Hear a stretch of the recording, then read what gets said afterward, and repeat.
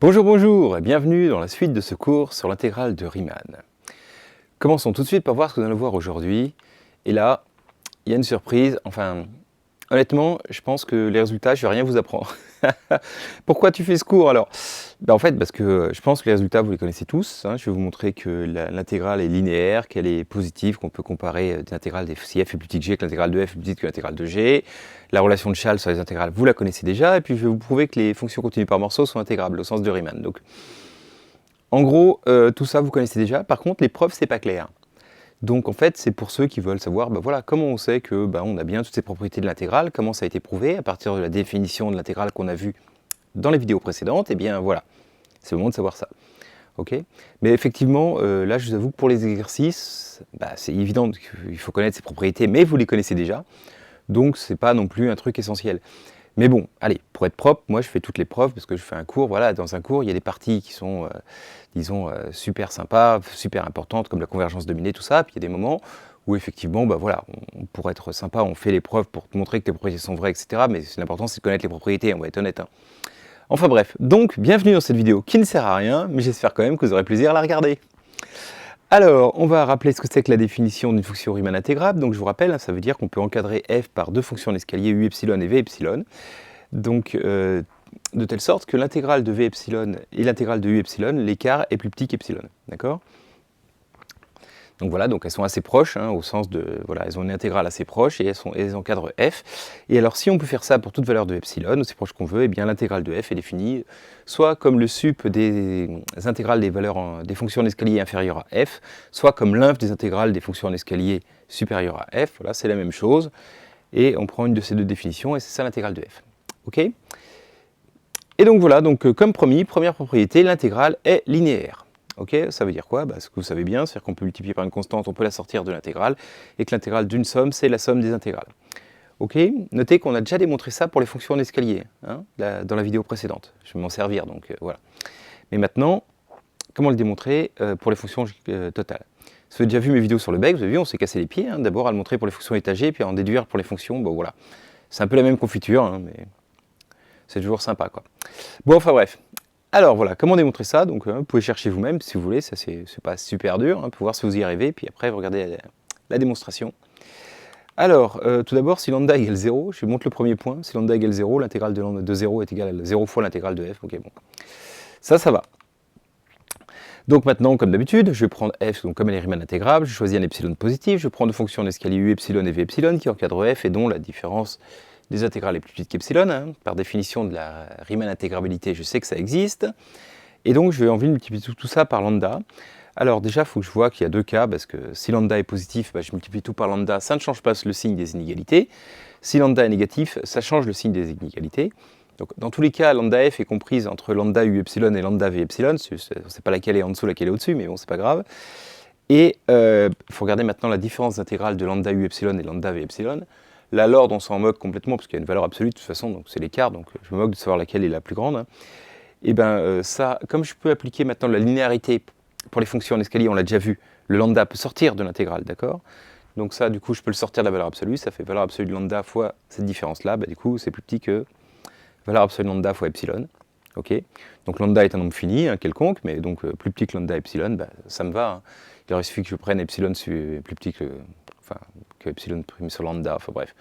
On peut faire le purisme, mais moi ça me va très bien, ça montre bien qu'il existe deux fonctions en escalier, lambda epsilon et lambda v epsilon, qui conviennent pour lambda f, donc lambda f est Riemann intégrable. Maintenant il suffit de voir, il faut montrer maintenant que l'intégrale de lambda f c'est lambda l'intégrale de f. Alors je vais prendre d'abord le cas lambda positif, parce que ça change strictement rien si lambda est négatif, c'est le même raisonnement à l'inverse. Donc je vais prendre lambda positif, si g est plus petit que lambda f. Alors je divise tout par lambda, et j'appelle u égale g lambda, autrement dit, il existe un u plus petit que f, tel que g soit égal à lambda u. Ok? Ça, c'est pas dur. D'accord? Donc voilà, je divise par lambda de chaque côté, en fait, et j'obtiens u plus petit que f avec... voilà. Donc, finalement, pourquoi j'écris ça? Parce que, je vous rappelle, la définition, c'est que je prends les fonctions non plus petites que lambda f pour trouver l'intégrale de lambda f.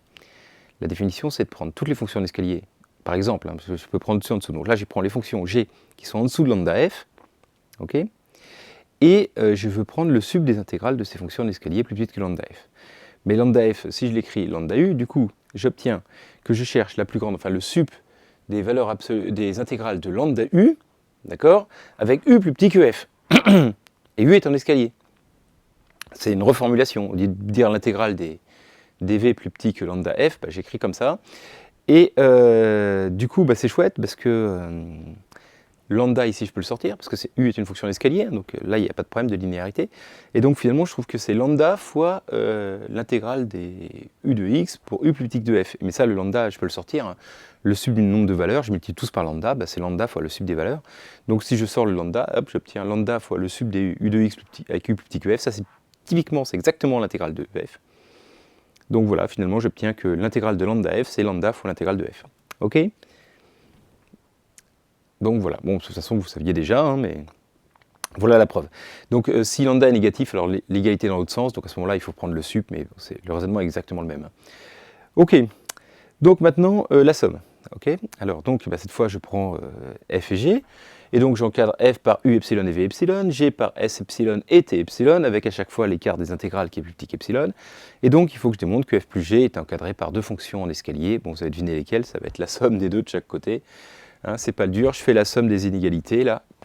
Hop, j'obtiens que ça plus ça, qui est une fonction d'escalier, hein, la somme de deux fonctions d'escalier. Elle est plus petite qu'f plus g, est plus petite que celle-là. Et donc maintenant, il faut que je calcule l'écart entre l'intégrale de la somme ici et l'intégrale de la somme ici. Et par linéarité toujours de l'intégrale des fonctions en escalier, je peux couper ça en deux intégrales à chaque fois. Et donc j'obtiens l'intégrale de v epsilon moins l'intégrale de u epsilon, plus l'intégrale de t epsilon moins l'intégrale de s epsilon. Et donc la valeur absolue d'une somme, c'est plus petit que la somme des valeurs absolues, donc c'est plus petit que la valeur absolue de cette différence plus la valeur absolue de cette différence. Celle-ci est plus petite qu'epsilon, celle-ci plus petite qu'epsilon. Donc finalement, c'est plus petit que 2 epsilon. Ok? Donc ça me prouve que la fonction f plus g est Riemann intégrable. C'est un peu technique, hein, juste pour montrer ça. Bon, maintenant, il faut que je démontre que l'intégrale de f plus g, c'est l'intégrale de f plus l'intégrale de g. Ok? Alors, donc, bah, première remarque, déjà, d'après ce qu'on vient de voir, hein, l'intégrale de f plus g, bah, elle est comprise entre l'intégrale de u plus epsilon, u epsilon plus epsilon, et l'intégrale de v epsilon plus t epsilon, puisque cette fonction-là est plus grande que f plus g, cette fonction-là est plus petite que f plus g. D'accord? C'est des fonctions en escalier qui encadrent tout ça, donc ok, donc ça on sait déjà. D'autre part, eh bien, l'intégrale de f et plus l'intégrale de g est aussi plus petite que ces choses-là, d'accord? Pourquoi? Parce que toujours pareil, l'intégrale de f est comprise entre l'intégrale de u epsilon et l'intégrale de v epsilon, l'intégrale de g est comprise entre l'intégrale de s epsilon et l'intégrale de t epsilon, d'accord? Et du coup, eh bien, quand je fais la somme des deux, hop, par linéarité, là, j'obtiens ça et ça. Et donc finalement, ces deux nombres, ce nombre-là et ce nombre-là, sont tous les deux compris dans l'intervalle qui est entre là et là. Intervalle qui, comme vous le savez, est de longueur plus petit que 2 epsilon. Donc finalement, vous voyez, l'écart entre ça et ça, hein, si j'ai deux nombres qui sont compris entre A et B, bah, leur écart entre eux bah, est plus petit que l'écart entre A et B, vous voyez, normal quoi. Donc cet écart-là, entre l'intégrale de f plus g et l'intégrale de f plus l'intégrale de g, est plus petit que l'écart entre cette intégrale-là et cette intégrale-là. Et comme on l'a vu, ça, eh ben, c'est plus petit que 2 epsilon. Donc ça me montre que pour tout epsilon, vous voyez, l'écart entre ces deux valeurs est plus petit que 2 epsilon, ça prouve que ces deux valeurs sont les mêmes. Et donc l'intégrale de f plus g, c'est bien égal à l'intégrale de f plus l'intégrale de g. Et voilà, tout ça pour ça. Bah oui, c'est un peu long, hein. Juste pour montrer un truc qu'on savait depuis longtemps, hein, qu'on peut faire l'intégrale d'une somme, et que, voilà, multiplié par un nombre, ça. Bref, la linéarité de l'intégrale. Ok, voilà, maintenant, c'est prouvé, on est content, c'est pour toute la vie, on peut passer à autre chose. Ok? Alors, bon, petite conséquence sympathique, enfin, on va voir plus tard, ça c'est pas une conséquence, mais la suite oui. Donc si je prends une fonction Riemann intégrable, est-ce qui est positive, son intégrale est positive. Dire bah ça c'est pas juste évident, oui si c'est juste évident, pourquoi? Parce que si f est positive, alors elle est plus grande que la fonction en escalier 0, d'accord, dont l'intégrale vaut 0, ok. Et donc bah, voilà, la fonction nulle c'est une fonction en escalier dont l'intégrale vaut 0, et donc les subs des valeurs des intégrales des fonctions en escalier plus petites que f, bah, il y a 0 dedans. U plus petit que f, il y a 0, l'intégrale de u c'est 0, donc ce sup là est plus grand que 0, puisqu'il y a une valeur dans l'ensemble qui est 0. Donc le sup de toutes les valeurs est supérieur ou égal à 0. Voilà. Donc ça c'est vraiment une bêtise. Mais alors maintenant, donc la conséquence de ce qu'on a vu avant, c'est que maintenant, si f est plus petit que g, l'intégrale de f est plus petit que l'intégrale de g, bah, c'est facile à démontrer quand on connaît la linéarité, parce que du coup, si f est plus petit que g, bah, g moins f est positif. Et donc, d'après ce qu'on vient de voir, l'intégrale de g moins f est positive. Jusque-là, ok. Mais grâce à la linéarité, ça c'est l'intégrale de g moins l'intégrale de f, qui est positif, et du coup, l'intégrale de g est plus grande que l'intégrale de f. Voilà. Hop. Tout va bien. Ok. Donc voilà, c'est pareil, résultat ultra connu, je pense que tout le monde savait. Mais voilà comment ça se prouve, quoi. Alors, un cas particulier, c'est comme on sait que f est plus petit que sa valeur absolue, eh bien, l'intégrale de f est plus petite que l'intégrale de la valeur absolue de f. Et puis, ce qu'il y a de bien aussi, bon, c'est pas très plus compliqué, hein, si je change le signe, moins f aussi est plus petit que la valeur absolue de f, et du coup, dans les deux sens, moins l'intégrale de f est aussi plus petit que ça, donc finalement, la valeur absolue de l'intégrale de f est plus petite que l'intégrale de la valeur absolue de f. Et là, Jérémy Meignier, qui a regardé ces diapos et qui m'a fait une super remarque, m'a dit « Oui, mais c'est bien beau ça, mais comment on sait que valeur absolue de f est Riemann intégrable et que ce côté-là a un sens ?» Flûte, j'avais oublié. Alors ça, vous voyez, typiquement, c'est le genre de truc, j'ai pas envie de l'écrire parce que c'est vraiment super technique pour rien, quoi. Je veux dire, vous avez f qui prend des valeurs positives et négatives, elle est encadrée par ces deux fonctions en escalier, là, qui la talonnent de près partout. Bon, la valeur absolue, c'est pareil, les valeurs absolues des deux fonctions là, vont l'encadrer partout. Mais alors par contre, c'est pénible, parce que vous voyez, si j'avais u en bas et v au-dessus, là, quand f est négatif, du coup, la valeur absolue, c'est v qui devient en bas et u qui devient au-dessus. Donc il faut définir des valeurs, vous voyez, on ne peut pas dire juste que valeur absolue de f est comprise entre valeur absolue de u et valeur absolue de v, parce que c'est pas ça. En vrai, sur le dessin, oui, mais quand f était positif, ça restera entre u et v, et quand f était négatif, ça passera entre moins v et u, et moins u. Vous voyez? Et du coup, il faut changer, quoi. Donc c'est vraiment le truc, voilà, c'est pénible à écrire comme tout, mais c'est... Vraiment, c'est pas dur à visualiser, vous voyez, donc il n'y a pas de problème. Donc je vous rassure, hein, on peut prouver comme ça, même si j'ai vraiment pas envie de l'écrire parce que c'est vraiment technique pour rien, que la valeur absolue de f est Riemann intégrable et du coup on a bien ce théorème-là.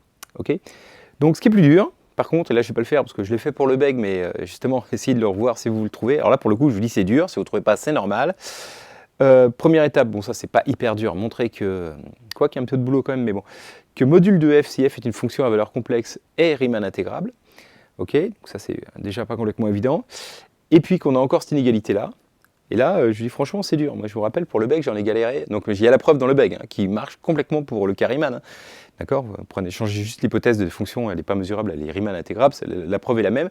Et essayez de voir si vous en rappelez, si vous réussissez à la retrouver. Quoi.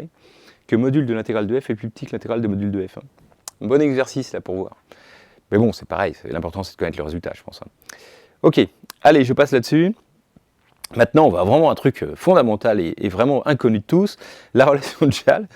Donc voilà, vous connaissez, c'est une fonction qui est de AB dans R et que je prends C, un élément de AB, l'intégrale de A à B de F, c'est l'intégrale de A à C de F plus l'intégrale de C à B de F. Ouais, il faut vraiment le prouver ça, vous allez me dire, et comment on fait sinon pour le savoir? Bon, alors c'est pas hyper dur, mais il faut le prouver, ok? Alors, vous voyez, raisonnement pour prouver un truc sur les intégrales, on l'a déjà vu, c'était toujours pareil avec les fonctions, le beg intégral, on passait d'abord pour montrer pour les fonctions indicatrices, puis pour les fonctions étagées, puis pour les fonctions en général. Et là, c'est un peu le même processus de preuve. Je commence par les fonctions indicatrices d'un intervalle, d'accord? Et donc, voilà, là, je prétends que là, c'est assez évident, parce que, vous voyez, si j'ai... Donc, le f, c'est la fonction indicatrice de DE, voilà, DE sont 2 points n'importe où sur mon intervalle, d'accord? Eh bien, l'intégrale de D à C, alors de A à C de F, c'est ce qu'il y a en rose, hein, puisque la fonction, elle vaut 0 ici, elle vaut 1 ici, d'accord? Même ici, puis là, elle vaut 0. Donc son intégrale ici de A à C, ça fait 0 fois ça, donc ça fait C moins D, ok? Et puis son intégrale de C à B, c'est le petit bout qui est là, hein, c'est le carré bleu, voilà, c'est C moins E, bon, E moins C. Et donc, évidemment, que la somme des deux, ça fait l'intégrale de f sur AB, je veux dire, bon, ok. Il n'y a pas de miracle pour les fonctions indicatrices. Alors du coup, ce qui est super, c'est que maintenant que vous s'embêtez à démontrer la linéarité de l'intégrale, du coup, si c'est vrai pour les fonctions indicatrices, je fais une combinaison linéaire de fonctions indicatrices, ici, ça fait une combinaison, je sors les lambda, je sors les plus, j'obtiens que des intégrales de fonctions indicatrices, d'accord? Donc pour chacune d'entre elles, la formule est vraie. Après, je regroupe ici mes combinaisons linéaires, et hop, je montre que pour n'importe quelle fonction en escalier, cette formule est encore vraie. Ok? Grâce à la linéarité que j'ai fait en premier, chouette. Donc c'est vrai pour toutes les fonctions en escalier, la relation de Chasles, et donc maintenant, il faut montrer que c'est vrai pour toutes les fonctions. Alors on y va, on prend comme d'habitude, on prend donc 2 fonctions en escalier qui encadrent ma fonction f, hein, u epsilon et v epsilon, et dont l'écart des intégrales est plus petit qu'epsilon. Ok, et donc, comme je sais ce que je viens de démontrer, c'est que pour u epsilon, et pour v epsilon d'ailleurs, hein, l'intégrale entre a et b de u epsilon, c'est l'intégrale entre a et c plus l'intégrale entre c et b. Chouette, donc ça c'est vrai hein, pour les fonctions en escalier. Mais du coup, qu'est-ce que je peux en déduire? Je peux en déduire que cette intégrale-là, vous voyez, elle est plus petite que l'intégrale entre a et c de f plus l'intégrale entre c et b de f. Pourquoi? Parce que celle-ci, vous voyez, si je prends la fonction juste définie sur ac u epsilon, elle est plus petite que f juste définie sur ac. Ok? Toujours.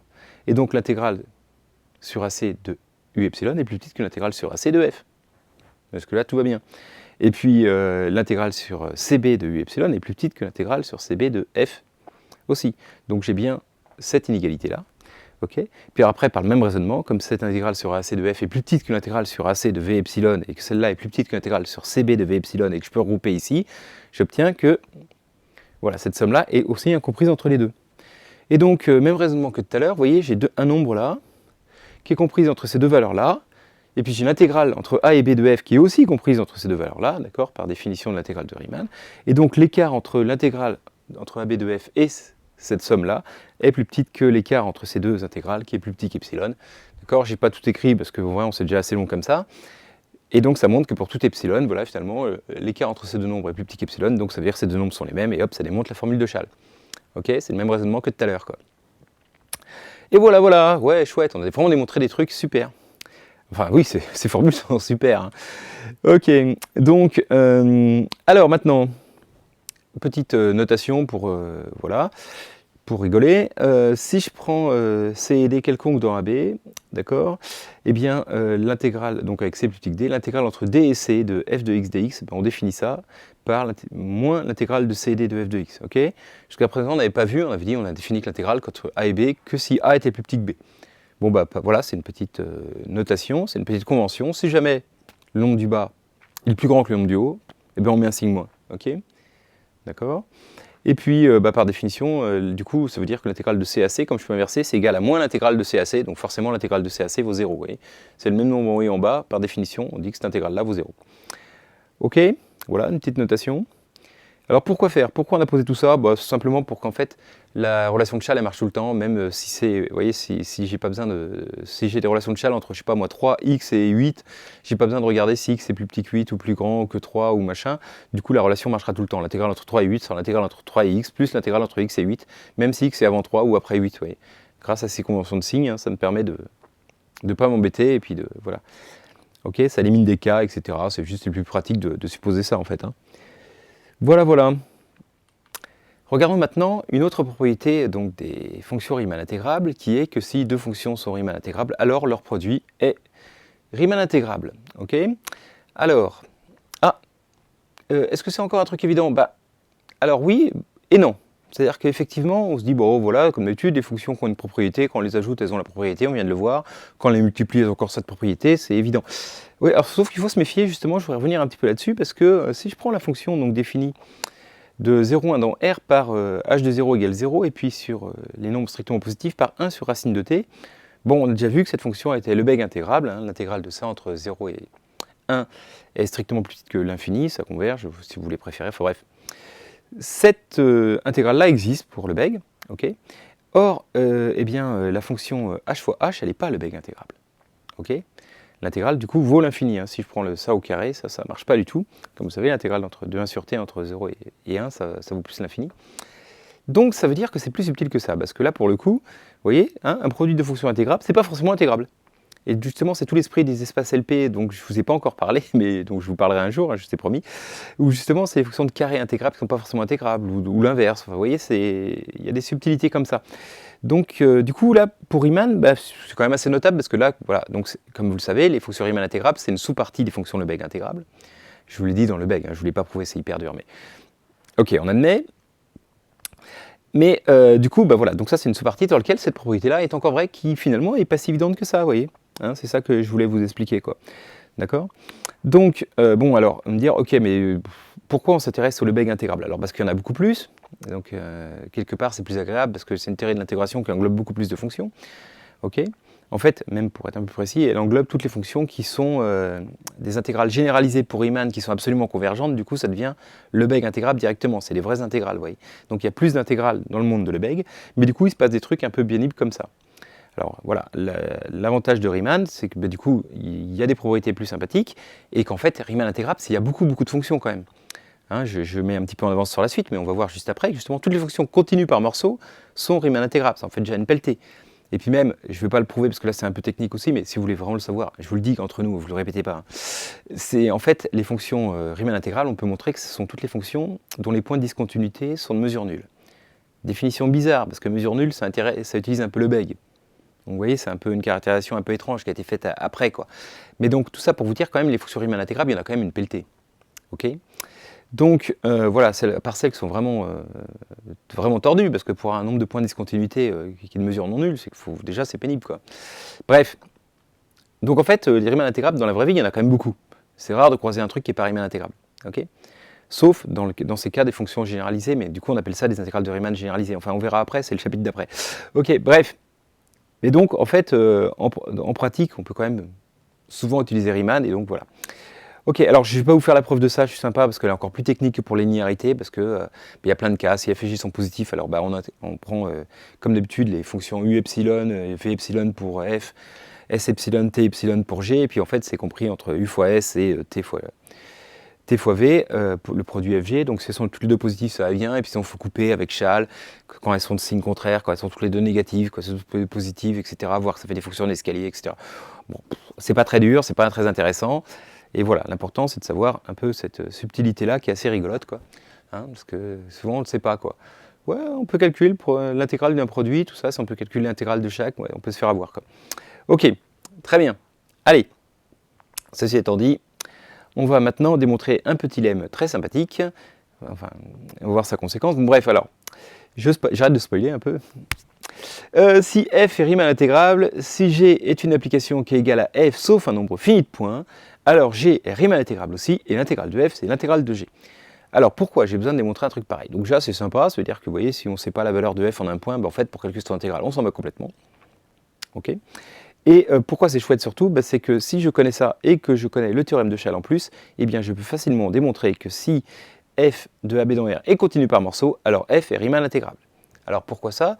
Bien parce que je sais que si elle est continue par morceau, ça veut dire que sur la subdivision là, qui correspond aux endroits où elle n'est pas continue, eh bien, imaginons que ça c'est AB, et bien sur AB fermé, alors c'est pas AB parce que AB c'est là, donc ça c'est CD, sur CD fermé, il existe une fonction continue qui coïncide avec F sur CD ouvert. Mais sur CD fermé, cette fonction continue, elle est Riemann intégrable, on l'a déjà vu. Okay. Or, bah, du coup la fonction ici, là, qui vaut une valeur autre sur C et sur D, mais qui est égale à F partout sur l'intervalle ouvert, et bien du coup, elle est aussi Riemann intégrable d'après ce théorème-là. Hein, elle est égale à f partout sur un nombre fini de points, donc là en l'occurrence aux deux bords. Donc elle est aussi Riemann intégrable, et l'intégrale c'est la même. Plop, plop. Chouette. Donc ça veut dire, voilà, du coup, maintenant, comme chaque morceau là, sur les intervalles fermés, il y a une fonction continue, donc qui est Riemann intégrable, on l'a vu dans la vidéo précédente. Du coup, voilà, d'après Chasles, cloc, cloc, c'est Riemann intégrable sur chacun des morceaux, donc c'est Riemann intégrable partout. Fantastique. Et donc voilà, ça permet de montrer, c'est tout l'ingrédient qui me manquait pour montrer que les fonctions continues par morceau sont intégrables. Ok. Hein, je vous rappelle, définition de continu par morceau, ça ne veut pas dire que c'est continu sur les intervalles ouverts. Hein. Ça veut dire ça, et en plus qu'il y a une limite à droite et à gauche à chaque fois en chaque point. Okay, la fonction 1 sur racine de t, par exemple, entre 0 et 1, n'est pas continue par morceau. Hein. D'accord. Donc elle n'est pas Riemann intégrable. Ne serait-ce que parce qu'elle n'est pas bornée. Voyez, un critère assez simple pour voir qu'une fonction n'est pas Riemann intégrable, c'est qu'elle n'est pas bornée. Hein. Puisque quand on majore par une fonction d'escalier, la fonction reste bornée. Oui. Bref. Donc voilà ce qu'on veut. Il suffit de démontrer ce truc-là et on aura ce superbe résultat, quand même bien cool. Donc maintenant, bah, voilà, il faut essayer de démontrer ce truc-là. Alors, donc, j'ai ma fonction f qui est Riemann intégrable, qui est tout ce qu'on veut, d'accord? Et donc, ça veut dire qu'il existe, comme d'habitude, mes fonctions u epsilon et v epsilon qui encadrent f et dont l'écart entre les deux intégrales est plus petit qu'epsilon. Et d'accord, maintenant, je prends ma fonction g qui est égale à f presque partout, même mieux que ça, partout sauf un nombre fini de points. Et donc, je vais définir des fonctions u' epsilon et v' epsilon en modifiant un petit peu les u epsilon et v epsilon au point où g n'est pas pareil que f. Autrement dit, là, quand f est égal à g, bah, u' epsilon, c'est u epsilon, je ne change rien. Et là où f n'est pas égal à g, eh ben, hop, je prends g de x. Okay, donc vous voyez, si vous vous rappelez la définition d'une fonction d'escalier, si je change des valeurs de points, un nombre fini de points, ça reste des fonctions d'escalier, il n'y a pas de souci. Et puis même, l'intégrale ne va absolument pas changer. Hein. Donc voilà, et pareil pour v', donc pareil, quand f égale g, bah, je prends v epsilon, et puis sinon je prends g de x. Okay, Donc l'avantage de cette définition-là, c'est que forcément, U', vu que U est plus petit que F, donc là U est plus petit que G, et puis là U est plus petit ou égal à G, puisque c'est G. Et pareil, là, comme V epsilon était plus grand ou égal à F, du coup V' epsilon est plus grand ou égal à G ici, et plus grand ou égal à G aussi ici. Donc on a bien un encadrement entre U' epsilon et V' epsilon. Enfin, G est bien compris entre ces deux-là. Ce sont deux fonctions en escalier, parce que là tout va bien, et dont l'intégrale en fait, de U' epsilon c'est égal à l'intégrale de U epsilon, et puis l'intégrale de V' epsilon c'est égal à l'intégrale de V epsilon aussi, puisque on a déjà vu pour les fonctions en escalier, si on change juste un point, ça ne change strictement rien à la valeur de l'intégrale. Ok. Et donc voilà, donc, du coup j'ai bien encadré G par des fonctions en escalier dont l'écart entre les deux intégrales est plus petit qu'epsilon. Et donc ça me prouve que G est Riemann intégrable, et d'autre part, comme les deux intégrales de f et de g sont toutes les deux comprises entre l'intégrale de v epsilon et l'intégrale de u epsilon. Enfin, oui, c'est parce que c'est la même, puisque c'est les mêmes valeurs. Donc voilà, cet écart entre là est plus petit qu'epsilon, donc les deux, comme d'habitude, les deux nombres sont compris dans un intervalle de longueur epsilon, donc l'écart entre les deux est aussi plus petit qu'epsilon. Et donc finalement, comme c'est vrai pour tout epsilon, eh bien, voilà, toujours le même raisonnement, donc là je pense qu'il commence à rentrer. L'intégrale de f est égale à l'intégrale de g, et voilà. Ok, et donc ça prouve que toutes les fonctions continues par morceau sont Riemann intégrables. Ouais, chouette. Ok, super. Eh bien, je vous remercie d'avoir suivi cette vidéo. Et puis, j'espère qu'elle vous a plu, même si vous n'avez pas appris forcément énormément de trucs. Peut-être le coût du produit, bon, enfin, allez. Bref, et puis je vous dis à bientôt pour avoir maintenant le théorème fondamental de l'analyse et toutes les autres choses sur l'intégrale de Riemann qu'on n'a pas encore vu. À bientôt.